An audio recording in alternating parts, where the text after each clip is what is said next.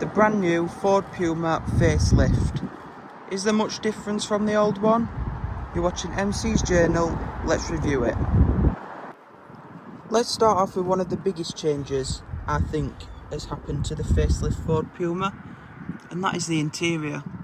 This steering wheel that looks rather square. I think Ford have been quite brave with it, but to the touch it doesn't feel square, it feels quite round, and it is lovely material. It is very nice. They've also changed the buttons. The lane assist is now on the steering wheel instead of on the end of the indicator stalk, which I quite like. I think it's more accessible and easy to use. What is also very different to Ford's is they have also moved the wiper controls onto the indicator stalk. But what we certainly can't miss is this 12.8-inch digital driver's display that Ford have introduced into the new Puma. We have also got new into the facelift Puma this 12-inch infotainment system, which I think is quite easy to use.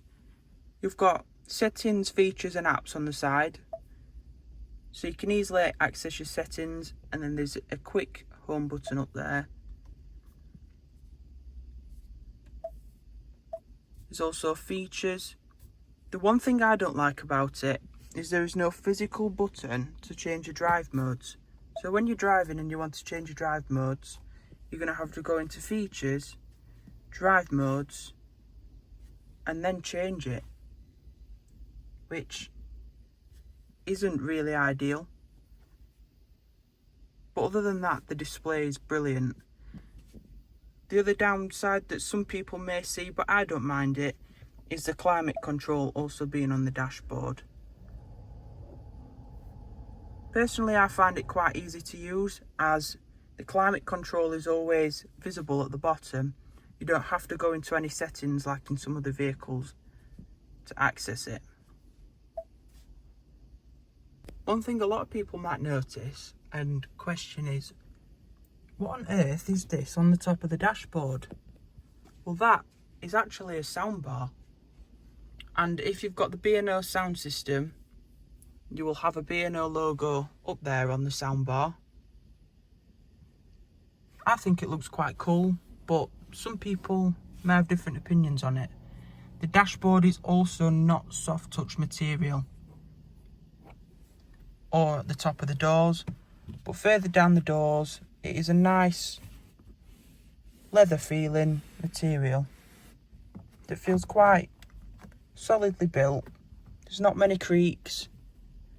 This new Puma that we are reviewing today comes in the optional Desert Island Blue, which is metallic. The standard colour is frozen white, but there are 5 different options in colours that you can get, which I'll put up on screen now.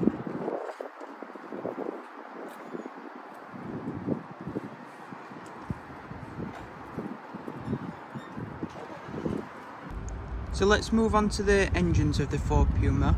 It is available with 4 different engine choices. They are all 1 litre mild hybrid engines, including the ST. Yeah, I know. A 1 litre in an ST? Some may have some opinions about that, but the ST is 170 brake horsepower, which is 30 down from the ST in the pre-facelift, which was the 1.5, and it only comes with the 7-speed dual clutch automatic gearbox. Non-ST engines you can get with 2 different power outputs, 125 brake horsepower and 155 brake horsepower. The 125 you can get either in a 6-speed manual or a 7-speed automatic, but the 155 brake horsepower you can only get in the 7-speed dual clutch transmission. So let's talk about the practicality of the new Ford Puma. Starting off with the door bins, they're a good size, although the material is a bit plasticky and scratchy. It's not cloth like in the Volkswagen Golf, which I really like, as things don't then move around, but they're a good size. Moving on to the glove box, which is also a very reasonable size. I'd say. You can get quite a lot of stuff in there. There's not a fuse box taking up half of the glove box like Peugeot. Good size cup holders which have ambient lighting in them that light up just on these rings here, and a place to put your key, as well as another cubby space there and plenty of storage inside the armrest.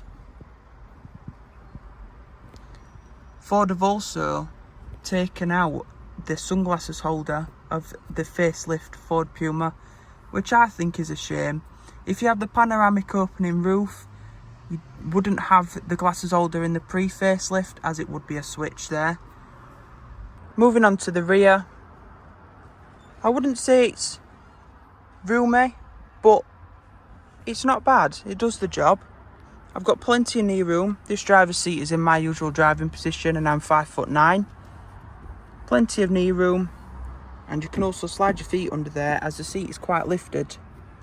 Headroom in the back is a decent size. If I sit back, there's enough room. People over 6 foot might struggle, but it's perfect in the back for children. Moving on to the boot, it is 456 litres, which is brilliant for this type of car. It is a lot higher than rivals. It has a false floor, and that is something we will talk about later. The parcel shelf is clever because it stays onto the boot when you open it. You can unlatch it on these here, but I think it's quite clever what Ford have done with it. You can also put the rear seats down in the Ford Puma, which is fairly easy to do from the boot, but the seat belts, as I'll show you, when you go to put the seats back up, if the seat belts have gone in like that and you put the seat up, it gets trapped. And that brings me into a few things which I personally don't like about this car. Moving on to the back, Ford have now hidden the exhaust pipe. So this is the pre-facelift Ford Puma with the visible exhaust pipe. Personally, I think it looks a lot better. Although the new Puma may have some flaws, there's plenty to make up for it, and I just want to start off with these seats. They are so comfy. The first thing I noticed when I sat in this car was how comfortable they actually are. I'm also a big fan of the red stitching. I think it just adds a bit of character to the inside of the car. The red stitching carries on all through the door panel and onto the dashboard, and I really do like that, as well as the steering wheel. I think it just adds character to the interior. Something else I find really cool about the Puma is the Mega Box. Now, you look at it and you think, is it a foot spa? What's its purpose? Well, you can do anything with it. And Ford have even been that clever to put a drain plug in it. So say you want some ice cold drinks in there and there's condensation, you can drain it out through there. I think it is an absolute brilliant thing what Ford have done. I also love the new headlight design. They are all full LED headlights with daytime running lights that go around the side, LED indicators and full LED low and high beams. It is also available with matrix technology, which will blank out other road users, and auto high beam as well. There are 4 different specifications you can get the new Puma in: titanium, the ST line, the ST line X and the ST. Moving on to the optional extras you can get with this car, you've got the winter pack, the comfort pack and the driver assistance pack. All those are standard on the ST, but can be got as optional extras on the non-ST versions. You can also get a detachable tow bar and a power opening dual panoramic roof, which I think looks brilliant in Fords. Finishing off the review of this Ford Puma, I think it's a lovely car.